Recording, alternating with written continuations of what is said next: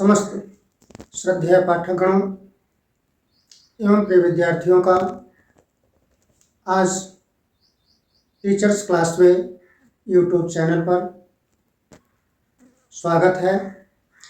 आज हम लोग कक्षा 10 संस्कृत पद्य पीयूषम के पाठ 3 सूक्ति सुधा के शेष भाग को पूर्ण रूपेण अध्ययन करेंगे।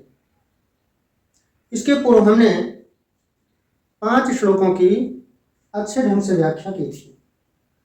आज श्लोक संख्या 6 हम लोग प्रारंभ करेंगे। पहले श्लोक को लिखेंगे ब्लैक बोर्ड पर, उसके बाद सस्वर वाचन के पश्चात उस श्लोक का विस्तार से अर्थ हम लोग बताएंगे। श्लोक संख्या 6 है।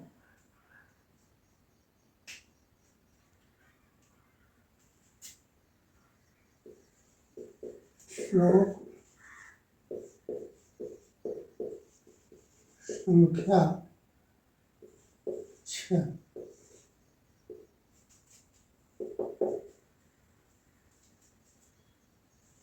वाच्यम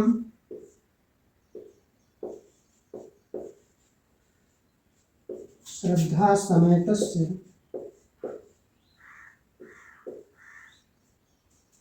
वाच्यम श्रद्धा समेतस्य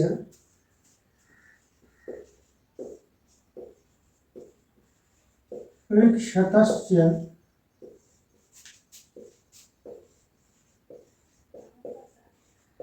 विशेषतः। वाच्यम श्रद्धा समेतस्य प्रेक्षतस्य विशेषतः। प्रोक्तम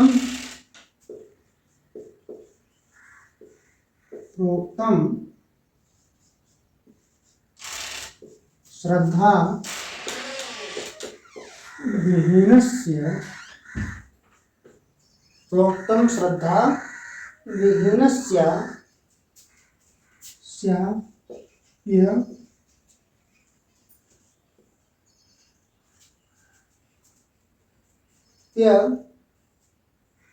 अरण्य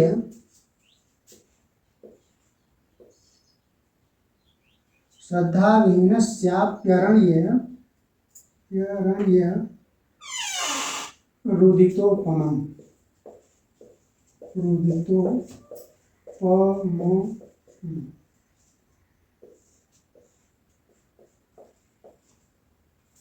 ध्यान से देख लें। वाच्यम श्रद्धा समेतस्य प्रेक्षतस्य विशेषतः प्रोक्तम श्रद्धा विहीनस्य अरण्य रुदितोपमम्।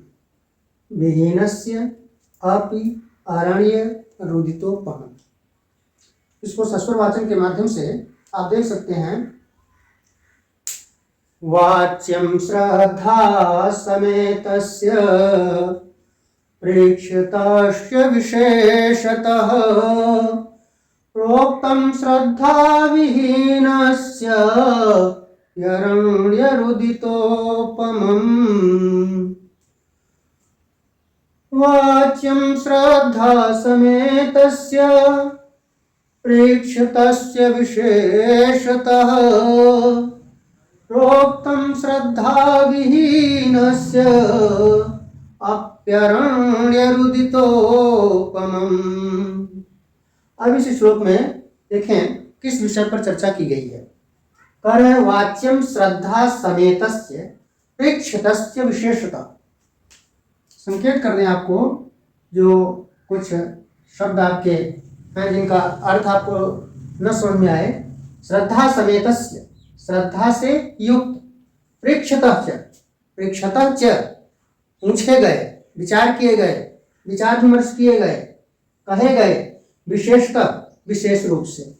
प्रोक्तम कहा गया, श्रद्धा विहीनस्य श्रद्धा से रहित, अपि भी अरण्य मीन्स जंगल, अरण्य जंगल। रुदितोपमम् शब्द है रुदितोपमम्,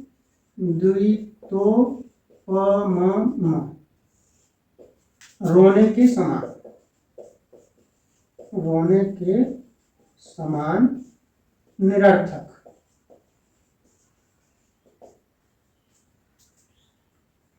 ये शब्दार्थ आप संकेत कर सकते हैं। अरण्य जंगल, रुदितोपमम रोने के समान व्यर्थ, श्रद्धा विहीनस्य आपको संकेत कर दिया गया। वाच्यम कहना चाहिए, बोलना चाहिए। श्रद्धा समेतस्य प्रेक्षतस्य विशेषतः। अब इसका अर्थ हिंदी में हम लोग संकेत रूप में समझ लें अच्छे ढंग से कि कब क्या संकेत कर रहा है। कब कह रहा है कि श्रद्धा के साथ विशेष रूप से विशेषतः पूछे गए, कहे गए ऐसे वचनों का बहुत ही श्रद्धा के साथ वाच्यम उत्तर देना चाहिए, उसको कहना चाहिए, बोलना चाहिए।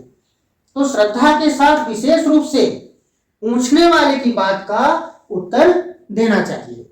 अगर कोई श्रद्धा के साथ किसी बात को आपसे पूछ रहा है तो आप भी विशेष रूप से श्रद्धा के साथ ही उस पूछे गए प्रश्न का जवाब दीजिए, उसके प्रश्न का उत्तर दीजिए, क्योंकि श्लोक के माध्यम से संकेत हो रहा है कि पूर्ण रूपेण श्रद्धा से युक्त विशेष रूप से परीक्षता पूछे गए, कहे गए बात का हमें उत्तर देना चाहिए।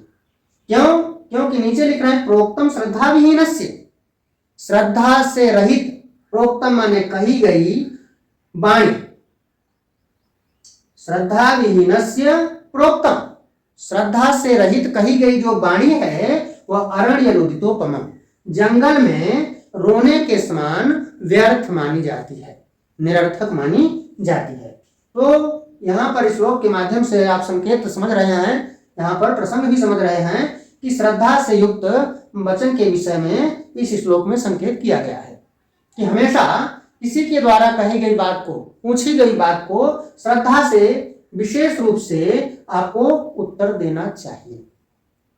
तो अगर आप श्रद्धा से रहित होकर के कोई बात कहते हैं, आपके बात में कोई श्रद्धा नहीं है, विश्वास की भावना नहीं जगी हुई है, तो वह कही हुई वाणी जो है वो जंगल में रोने के समान व्यर्थ होती है। जंगल में रोने के समान व्यर्थ का भाव है कि आप जंगल में हैं, आप कितना भी व्यर्थ प्रलाप कर रहे हैं, व्यर्थ में रुदन कर रहे हैं, तो वहां पर आपकी बात को सुनने वाला कोई नहीं है, इसलिए वह आपका रोना एकदम व्यर्थ माना जाता है, निरर्थक माना जाता है।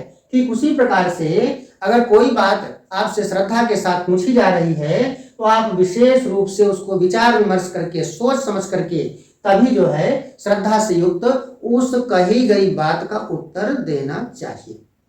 ये इस श्लोक के माध्यम से पूरा संकेत है।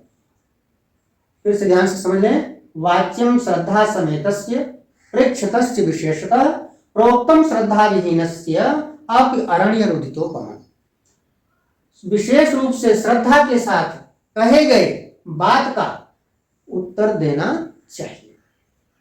प्रोक्तम श्रद्धा विहीनस्य, श्रद्धा से रहित कही गई जो वाणी है, कहा गया जो वचन है वह अरण्य रुदितोपमम्, वह जंगल में रोने के समान व्यर्थ माना जाता है, निरर्थक माना जाता है। ये रहा आपका श्लोक संख्या 6। अब अगला श्लोक है वो है श्लोक संख्या 7। श्लोक संख्या 7।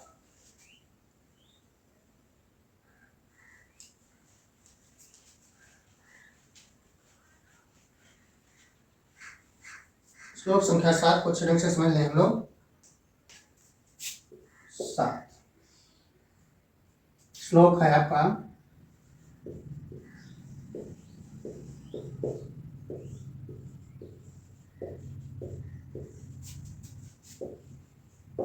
वसुमती पतिनानु सरस्वती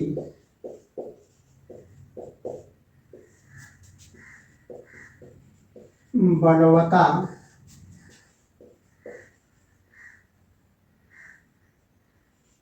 रिपुणा न च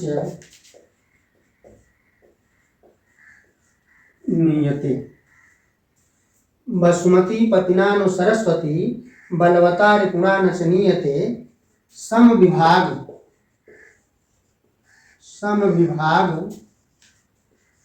हरैर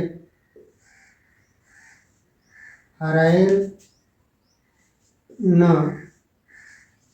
विभज्यते समविभाग हरैर न विभज्यते विबुध बोध बुधै रपि सेव्यते।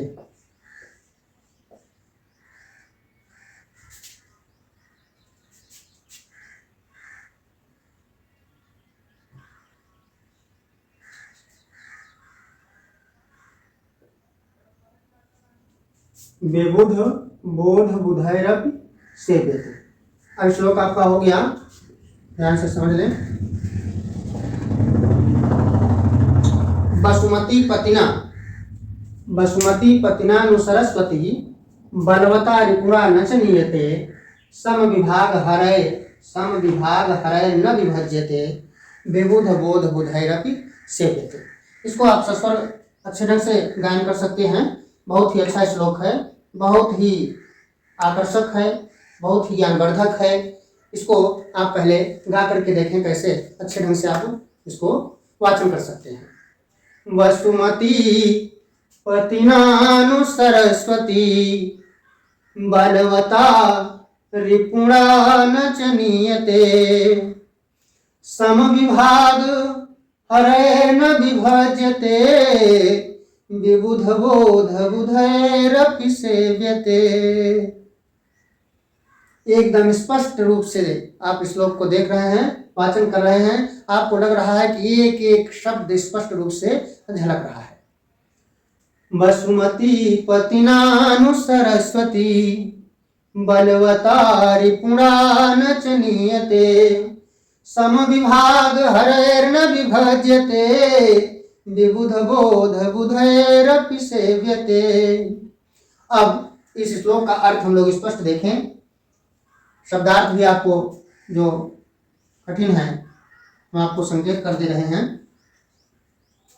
शब्दार्थ, वसुमती पति, वसुमती कहते हैं किसको? वसुमती, यहाँ पर पतिना शब्द लिखा गया है, तृतीया विभक्ति लगी हुई है। वसुमती पति, वसुमती कहते हैं पृथ्वी को, उसका पति, इसमें तृतीया विभक्ति लगी है।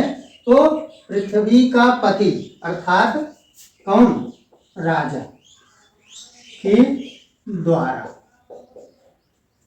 वसुमती, वसुमती पतिना, यहाँ पर आप देखेंगे वसुमती जो है इसलिए राजा को भूपति, नृपति, महीपति, महिपाल अनेक विशेषताओं से संवारा जाता है, कहा जाता है। तो यहाँ पर वसुमती पति, पृथ्वी का पति ना, तो पहला आपका शब्द रहा वसुमती पतिना नु सरस्वती। सरस्वती शब्द आप अपने आप समझ रहे हैं। बलवता, बलवान। रिपुरा, रिपु माने दुश्मन, शत्रु। रिपु आप समझते ही हैं, रिपु। रिपुणा शब्द इसमें भी है, शत्रु के द्वारा। रिपु माने शत्रु। न च नीयते, नीयते माने ले जाया जाना। नीयते शब्द का अर्थ है नीयते, ले जाया जाना। अब है सम विभाग हरैर न विभज्यते। सम विभाग बराबर बराबर, विभाग माने बंटवारा। सम विभाग बराबर बराबर बंटवारा कराने वाला। न विभज्यते, नहीं विभज्यते, नहीं विभाजित कर सकता है, नहीं बांट सकता है। विबुध बोध बुधैरपि सेव्यते। विबुध कहते हैं अनेक प्रकार का या अनेक प्रकार की विद्वता से युक्त, कह सकते हैं देवताओं के ज्ञान के समान। विबुध बोध, बोध मीन्स ज्ञान, जानना। और यहाँ पर आगे शब्द बुधई लिखा है। बुधई माने ज्ञान के द्वारा, विद्वानों के द्वारा, बुद्धिमानों के द्वारा। तृतीया लगी है बुधई, विद्वानों के द्वारा। अप माने भी। सेव्यते, सेव्यते माने सेवा की जाती है, सेवित होती है। सेव्यते, सेवित होती है या सेवा की जाती है। ये अब इस श्लोक में आप संकेत समझ लें कि किसके विषय में इसमें चर्चा की गई है। सरस्वती शब्द से अपने आप स्पष्ट हो रहा है, यहाँ पर मां सरस्वती की विशेषताओं का वर्णन किया गया है। विद्या की देवी, वाणी की देवी मां सरस्वती की विशेषताओं का इस श्लोक में वर्णन किया गया है। वो कैसे संकेत कर रहे हैं कि बसमती पतिनानु सरस्वती, इस माँ सरस्वती को, इस वाणी की देवी को, इस विद्या को बसमती पतिनानु, जो पृथ्वी का पति है अर्थात राजा, उसके द्वारा भी नहीं हरा जा सकता है। बलवतारी पुरा न चिन्यते, बलवान दुश्मन, बलवान शत्रु के द्वारा भी नहीं ले जाई जा सकती है। यह जो विद्या है, यह जो मां सरस्वती है, कितना भी बलवान से बलवान आपका दुश्मन है, शत्रु है, लेकिन उसके द्वारा भी यह नहीं ले जाई जा सकती है। नीचे कह रहे हैं कि सम विभाग हरे न विभाज्यते, बराबर बराबर विभाग माने बंटवारा कराने वाला, बराबर बराबर बंटवारा कराने वाला इस दुनिया में कौन है? वो है भाई। सम एक एक इंच बंटवारा होता है भाई भाई में। आप जानते हैं कि कहीं एक भी इंच थोड़ा सा भी कम ज्यादा की स्थिति नहीं बन पाती है। ऐसी स्थिति वाले जो होते हैं वो है भाई। लेकिन इस मां सरस्वती को, इस विद्या को वह समान रूप से विभाजन कराने वाला भाई भी नहीं बांट सकता है। अभी आपको और विस्तार इसका बताएंगे। विबुध बोध बुधाई सेव्यते, अनेक प्रकार का ज्ञान रखने वाले, विविध प्रकार का ज्ञान रखने वाले ऐसे विद्वानों के द्वारा सेव्यते, सेवा की जाती है। माने देवताओं के समान ज्ञान रखने वाले ऐसे विद्वानों के द्वारा सेव्यते, यह मां सरस्वती सेवित होती है, सेवा की जाती है। अब आप इसको और अच्छे ढंग से समझ लें। आप अभी हम इसी के समान कोई दूसरा श्लोक संकेत करते हैं, एकदम सेम वही श्लोक आपको यहाँ पर पूर्ण रूप से परिलक्षित दिखाई देगा।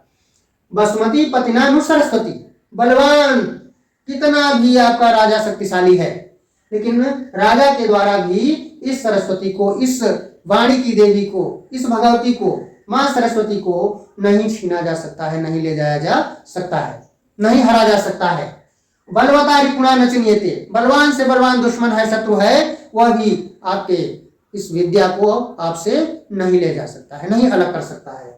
सम विभाग हरे न विभज्यते, बराबर बराबर बंटवारा कराने वाला जो भाई है वह भी आपकी विद्या को अलग नहीं कर सकता है। उदाहरण के रूप में आप समझ लें कि जैसे मान लीजिए आपने 100 श्लोक याद किया है, तो जब बंटवारा होने लगेगा तो क्या आपका भाई 50-50 श्लोक विभाजन कर सकता है? ले सकता है आपसे, आपके टुकड़े टुकड़े कर सकता है, लेकिन आपके विद्या को आपसे छीन नहीं सकता है, उसको आपसे अलग नहीं कर सकता है। तो बराबर बराबर बंटवारा कराने वाला भाई भी इस विद्या को विभाजित नहीं कर सकता है।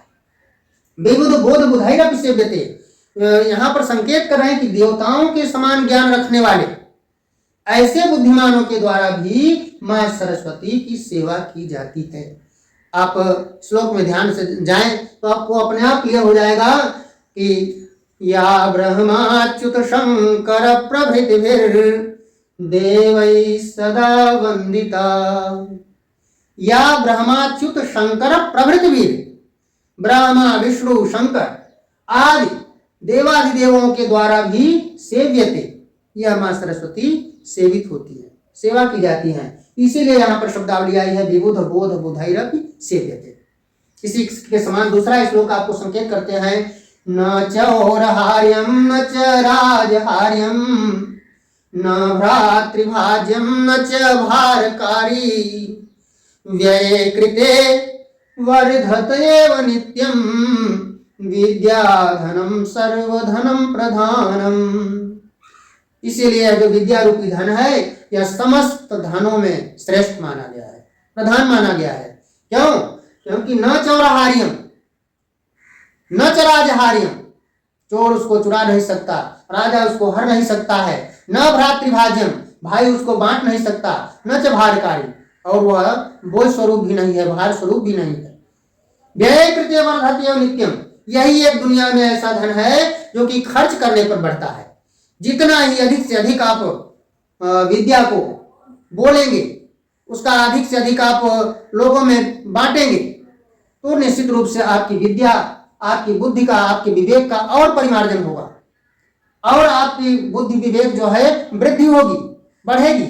इसलिए विद्या एक ऐसी चीज है जो कि व्यय कृते वर्धत, खर्च करने पर हमेशा बढ़ती है। दुनिया में ऐसा कोई धन नहीं है जो कि खर्च करने पर बढ़ता हो। आपने 500 की नोट आपके जेब में होगी, सुरक्षित रखा होगा, यदि आपने कोई सामान खरीद लिया, खर्च हो गया, आपका जेब खाली हो गया। लेकिन यह जो विद्या की देवी है, यदि यही श्लोक आपको याद है, आपने इसको और अच्छे ढंग से व्याख्यायित किया, तो निश्चित रूप से इसमें और परिमार्जन आएगा, आप में और निखार आएगा। आप आगे जब कभी इस विषय पर बात करेंगे तो और परिमार्जन के साथ और परिष्कृत व्यवस्था के साथ आप इस श्लोक को बोल सकते हैं। ये विद्या की विशेषता है। तो इस श्लोक के माध्यम से आपको पूर्ण रूप में समझ में आ गया होगा कि इस श्लोक में मां सरस्वती की, विद्या की देवी, वाणी की देवी की विशेषता का वर्णन किया गया है। ये रहा आपका श्लोक संख्या 7। अब अगला श्लोक है श्लोक संख्या 8। श्लोक संख्या 8 हम लोग देखते हैं, लिख करके उसके बाद उसकी व्याख्या अच्छे ढंग से करते हैं। ये रहा श्लोक संख्या 8। श्लोक संख्या 8।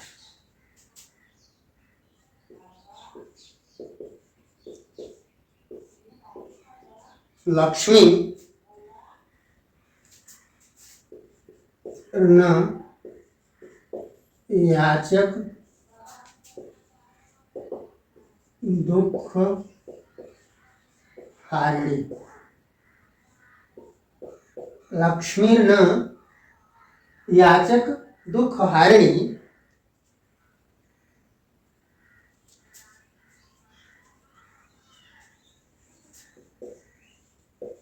विद्या न या विद्या नया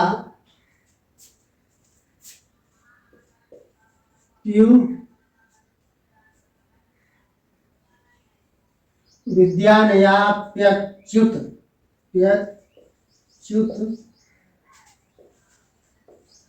भक्ति कारिणी। वहां पर दूर जा रहा है, इसको 4 लाइन में कर देते हैं, ज्यादा स्पष्ट रहेगा, हो सकता है पूरा ना आए। लक्ष्मी न याचक दुख हारिणी। फिर दूसरी लाइन में क्या संकेत हो रहा है? विद्या नया, विद्या न या प्यच्युत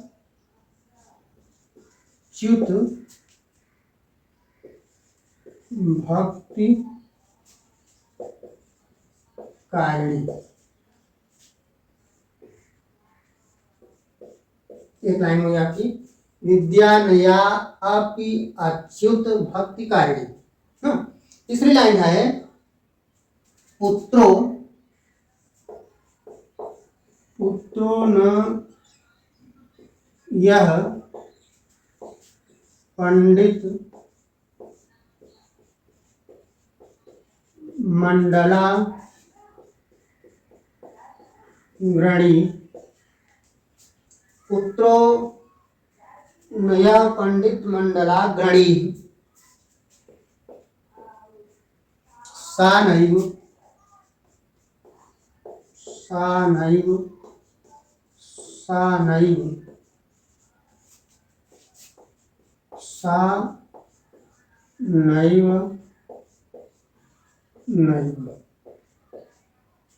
देख लें, फिर से स्पष्ट कर लें, कहीं कोई शब्द छूटे ना। सा नैव नैव। अब इस श्लोक को देखें। लक्ष्मीर्नयाचक दुख हारिणी, विद्यानयाप्यच्युत भक्ति कारिणी। पुत्रो नयः पंडित मंडल अग्रणी, सा नैव नैव।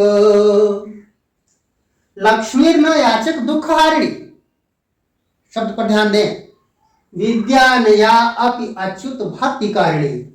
फिर कहा पुत्रो नयः पंडित मंडलाग्रणी, सा नैव नैव।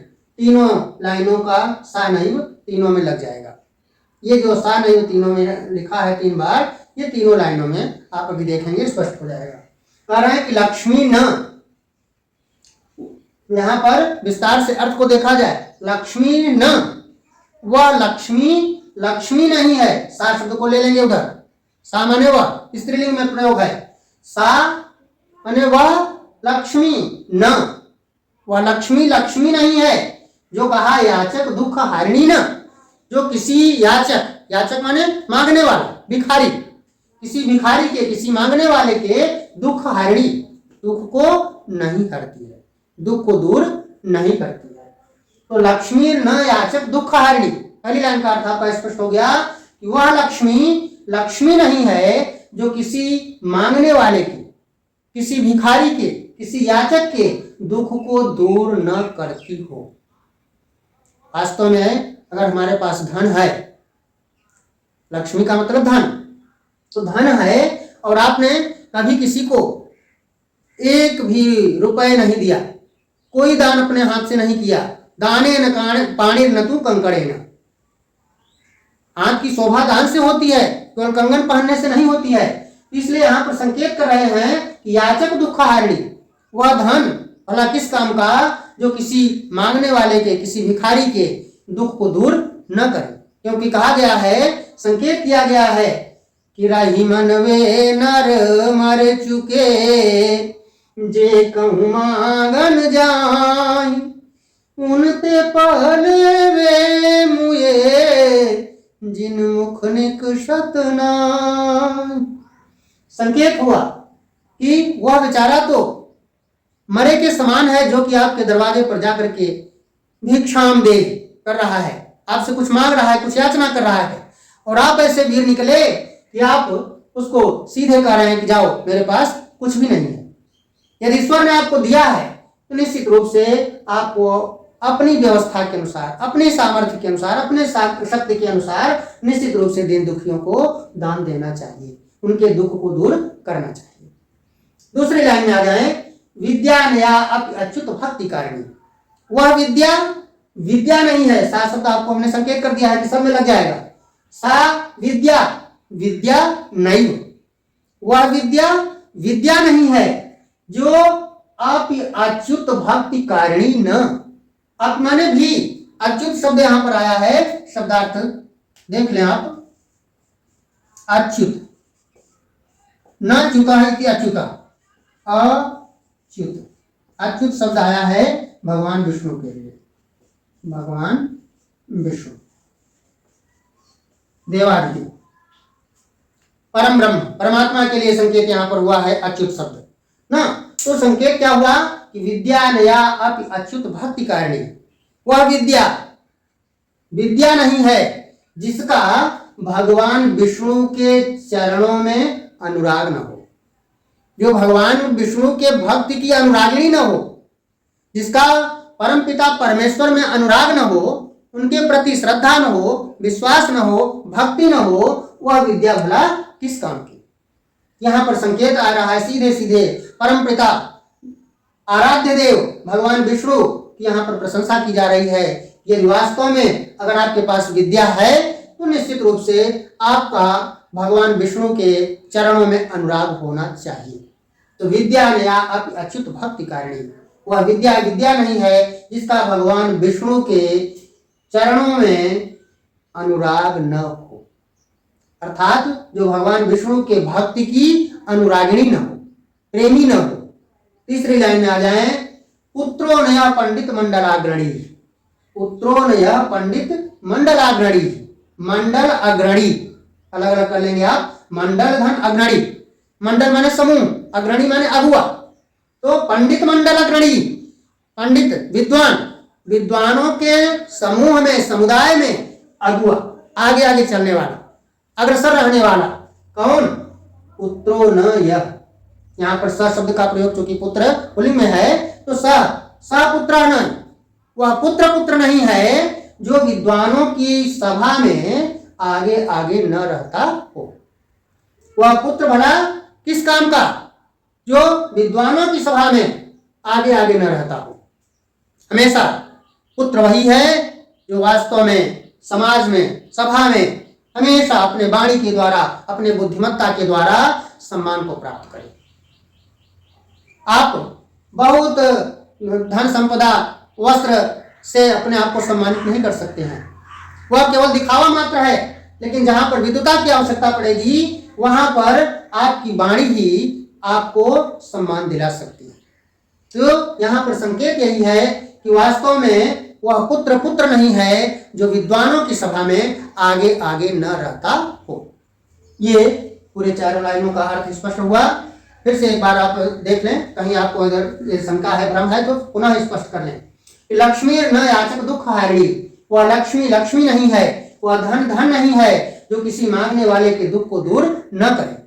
विद्या नया अपनी अच्युत भक्ति कारिणी, वह विद्या विद्या नहीं है जिसका भगवान विष्णु के चरणों में अनुराग न हो, या जो भगवान विष्णु के भक्ति की अनुरागिणी न हो। पुत्रों ने पंडित मंडलाग्रणी, और वह पुत्र पुत्र नहीं है जो विद्वानों की सभा में आगे आगे न रहता हो, अग्रणी न रहता हो। ये पूरे श्लोक का स्पष्ट अर्थ रहा, स्पष्ट रूप से व्याख्यात्मक अर्थ रहा। इसको आप अच्छे ढंग से समझ लें। अब अगला श्लोक है और इस पाठ का अंतिम श्लोक है, वो है श्लोक संख्या 9। अब उसको मैं लिख करके अभी आपको वाचन के माध्यम से विस्तार से उसका अर्थ समझाता हूँ। श्लोक संख्या 9।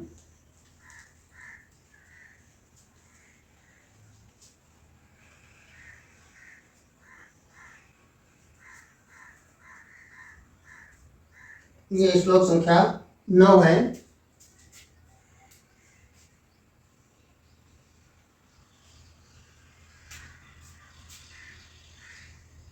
श्लोक संख्या 9 में है,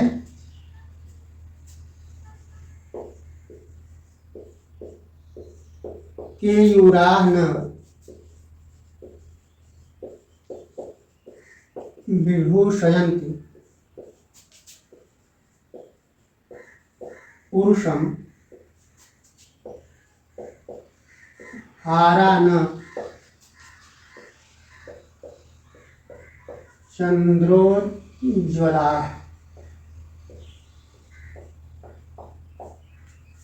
केयूराः न विभूषयन्ति पुरुषं हारा न चंद्रोज्ज्वलाः। फिर है न स्नानम न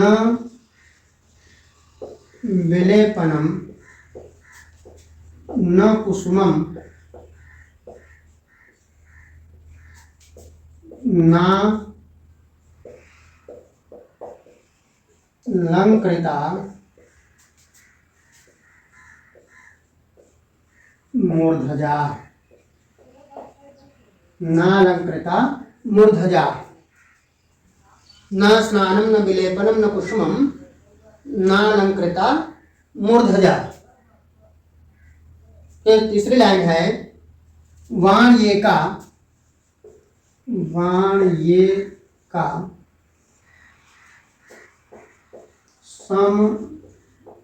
समलंकरोति पुरुषम या संस्कृता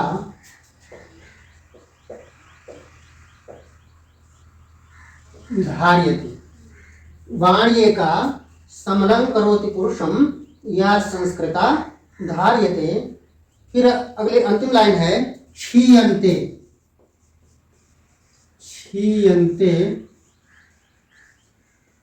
खलु भूषणानि सततं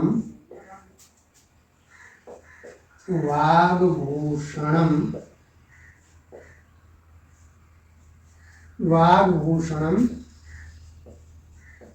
भूषण।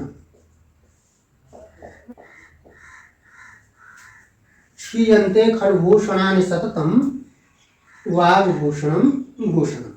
ये आपका पूरा श्लोक रहा। अब इसको सस्वर अच्छे ढंग से पाठ कर लें हम लोग। पाठ करके अब देखें कि इसमें किस विषय पर विस्तार से वर्णन किया गया है। देखते हैं।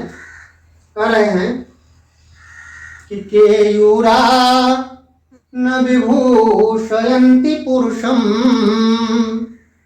हारा न चंद्रोज्ज्वला न स्नानं न विलेपनं न कुसुमं नालंकृता मूर्धजा। वाण्येका समलं करोति पुरुषं या संस्कृता धार्यते क्षीयन्ते खलु भूषणानि सततं वाग्भूषणं भूषणम्। ये एकदम स्पष्ट एक एक शब्द आप देख रहे हैं, कहीं भी आपको जरा सा भी असुविधा शस्त्र वाचन करने में नहीं है। देखें, ये श्लोक 4 लाइनों का श्लोक है। आप नीचे देखेंगे सूक्ति परक एक ही लाइन मुख्य है, ये है आपकी वाग्भूषणम भूषणम। ये वाग्भूषणम भूषणम पूरे श्लोक का एक ही संदर्भ आप देख रहे हैं कि वाणी रूपी आभूषण यही अस्थाई आभूषण है, यही अस्थाई गहना है। यहाँ पर पूरे श्लोक में वाणी की विशेषता का वर्णन किया गया है। अब देखें कैसे कह रहे हैं कि केयूरा न विभूषयन्ति पुरुषम हारा न चंद्रोज्ज्वला। शब्दार्थ भी इसका संकेत देख लें, कुछ शब्द कठिन है। वो यहाँ पर जैसे है केयूरा, केयूर शब्द होता है केयूरा, केयूरा माने होता है बाजूबंद, बाजूबंद। ये हाथ में जो बांधा जाने वाला बाजूबंद है इसी को बाजूबंद करते हैं, केयूर। न माने नहीं, विभूषयन्ति माने सुशोभित करते हैं, पुरुषम पुरुष को, हारा हार जो गले में हार पहना जाता है, न माने नहीं, चंद्रोज्ज्वला चंद्रमा के समान उज्ज्वल, उज्ज्वल माने श्वेत सफेद, चंद्रमा के समान उज्ज्वल। उज्ज्वला शब्द में अगर भ्रम हो तो देख लें, चंद्रोज्ज्वला चंद्रमा के समान उज्ज्वल, हारा हार। आपको पहली लाइन का अर्थ आप स्पष्ट कर लें, केयूरान विभूषयन्ति पुरुषम हारान चंद्रोज्ज्वला। पुरुष को उसके हाथ में बांधा जाने वाला बाजूबंद न विभूषयन्ति नहीं सुशोभित करता है। पुरुष को उसके हाथ में जो बांधा जाने वाला बाजूबंद है वह सुशोभित नहीं करता है। हारा न चंद्रोज्ज्वला चंद्रमा के समान उज्ज्वल, यह हार भी पुरुष को सुशोभित नहीं करता है। देखिए, जिसको हम लोग सामान्य रूप से अपने सौंदर्य के रूप में स्वीकार करते हैं, ये मानते हैं कि इससे हमारी सुंदरता बढ़ती है, इससे हमारे सुंदरता में चार चांद लगता है, यहाँ पर श्लोक के माध्यम से संकेत हो रहा है कि ये सब अस्थाई नहीं है, ये अस्थाई शोभा को बढ़ाने वाले नहीं हैं। फिर अगले लाइन में भी आप देखेंगे स्पष्ट और कर रहे हैं, न स्नानम न विलेपनम न कुसुमम नालंकृता मूर्धजा। न स्नान, जो हम लोग इत्र सुगंधित अनेक चीजें मिला करके स्नान करते हैं, उस स्नान के द्वारा भी पुरुष की शोभा नहीं बढ़ती है। वह स्नान की जो सुगंध है वो कुछ क्षणों के लिए है, कुछ समय के लिए है, वो भी अस्थाई नहीं है, इसलिए स्नान के द्वारा भी पुरुष की शोभा नहीं बढ़ती है। न विलेपनम, विलेपन विलेपन करना माने उपटन लगाना, लेप करना, पूरे शरीर में जो लेप करते हैं उपटन इत्यादि के माध्यम से जो लेप लगाया जाता है उसके द्वारा भी पुरुष की शोभा नहीं बढ़ती है। न कुसुमम, जितने भी सुगंधित फूल हैं हमारे, अच्छे से अच्छे आप देखे हैं कि कितने सुगंधित फूल हैं, दूर से ही सुगंध में बढ़ती है आती है, लेकिन उनका भी सुगंध जो है वो अस्थाई नहीं है। अर्थात फूल के द्वारा भी, पुष्प के द्वारा, सुगंधित पुष्प के द्वारा भी पुरुष की शोभा नहीं बढ़ती है। न अलंकृता मूर्धजा, अलंकृता न धन अलंकृता, अलग अलग कर ले आप, न माने नहीं, अलंकृता माने सुशोभित होना, मूर्धजा, मूर्धजा कठिन शब्द है, आप देख लें, मूर्धजा ये लिख रहे हैं, मूर्धजा, मूर्धजा कहते हैं केश, बाल, और विशेष रूप से कह सकते हैं आप घुघराले बाल, घुघराले बाल। तो ये जो मूर्धजा है, अब यहाँ पर क्या संकेत है, माने बाल के द्वारा, कितने भी घुघराले बाल हैं, कितने भी सुंदर से सुंदर बाल हैं, उसके द्वारा भी पुरुष की शोभा नहीं बढ़ती है। ये दो लाइन आपका स्पष्ट हुआ। अब तीसरी लाइन में आ जाए, वाण्ये का समलम करोति पुरुषम या संस्कृता धार्यते। अब तीसरी लाइन से स्पष्ट करना शुरू कर रहे हैं कि जो दो लाइनों में हमने आपको संकेत किया कि इन चीजों के द्वारा पुरुष की शोभा नहीं बढ़ती है, तो बढ़ती कैसे है, करें कि वाणी एका, इसको अलग अलग कर लीजिए, वाणी धन एका, एका वाणी, एक वाणी, समलंकरोति, सुशोभित कर देती है, अलंकृत कर देती है पुरुषम, पुरुष को, या संस्कृता धार्यते, जो संस्कृता, संस्कार से युक्त, शुद्धता से युक्त, धार्यते, धारण की जाती है। तो पूरे लाइन का अर्थ हो गया, वाण्ये का समलंकरोति पुरुषम या संस्कृता धार्यते, माने एक वाणी जो शुद्ध रूप से धारण की जाती है, जो संस्कार से युक्त होती है, वह पुरुष को सुशोभित करती है। देखिए कितनी महत्वपूर्ण चीज संकेत किए। जितने संसार की चीजें हैं, जिसको हम लोग वास्तविक रूप में शोभा की चीजें मानते हैं, सुंदरता की चीजें मानते हैं, उन्होंने सबको काट करके एक चीज कह दिया, कहा कि वाणी एका समलंकरोति पुरुषम या संस्कृता धार्यते। यह वाणी ही एकलौती ऐसी चीज है जो शुद्धता के साथ धारण की जाती है, वही पुरुष को सुशोभित करती है, अलंकृत करती है। क्यों? क्योंकि नीचे लिख रहे हैं अंतिम में क्षीयन्ते, क्षीयन्ते शब्द आया है, क्षीयन्ते, क्षीयन्ते मीन्स होता है नष्ट हो जाते हैं, नष्ट हो जाते हैं। खल निश्चित रूप से, भूषणान, भूषणान माने आभूषण, गहने, भूषणान आभूषण, क्षीयन्ते खल भूषणान सततम, सततम माने लगातार, सततम अनवरत, लगातार।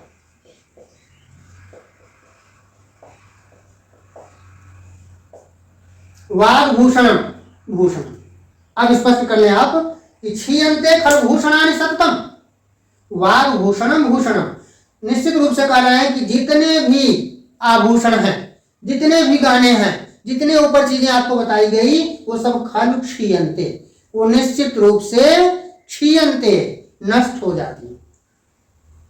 जितनी भी चीजें हैं, जितने भी आभूषण हैं, जितने भी गहने हैं, ये निश्चित रूप से नष्ट हो जाते हैं, ये नष्ट प्राय हैं, विनाशशील हैं, विनाशवान हैं।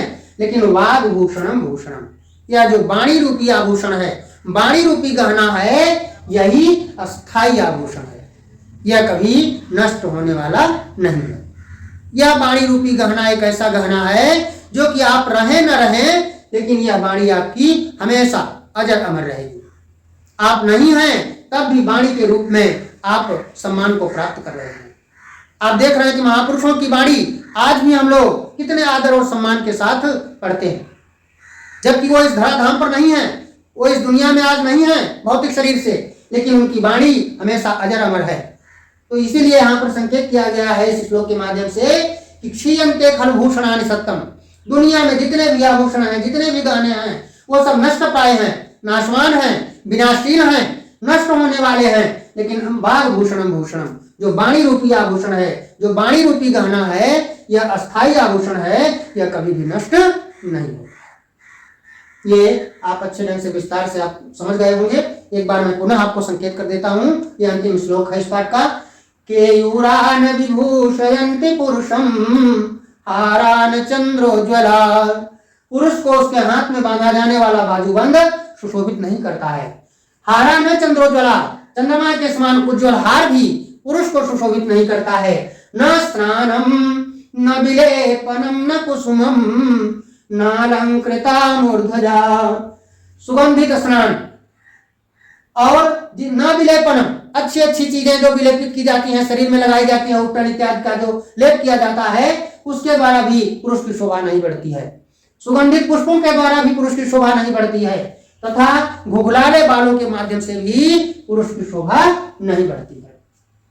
फिर कहा वाण्ये का समलंकरोति पुरुषम या संस्कृता धार्यते, एकलौती वाणी जो कि शुद्धता के साथ, संस्कार के साथ धारण की जाती है, वह पुरुष को सुशोभित करती है।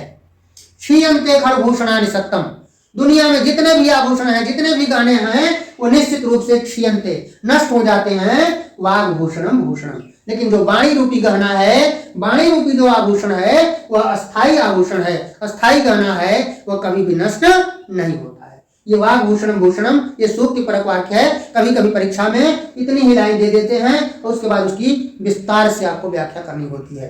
तो पूरे श्लोक की व्याख्या इसी लाइन के माध्यम से आप कर सकते हैं। ये आपका पूरा पाठ रहा। आशा ही नहीं पूर्ण विश्वास है कि इसको अच्छे ढंग से आप तैयार कर लेंगे और निकट भविष्य में यदि आपने मनोयोग से इन श्लोकों को जो मेरे द्वारा आपके सामने रखा गया है इसको आप पढ़ लेंगे तो पूर्ण रूपेण मैं निश्चित रूप से आपको कह सकता हूं कि आपको कहीं किसी प्रकार की कोई असुविधा नहीं होगी। यूट्यूब चैनल जो टीचर्स क्लास वे है उस पर आप अच्छे ढंग से इसको देखें, इसको पढ़ें, शेयर करें और पूर्ण रूपेण आनंद उठाएं। धन्यवाद।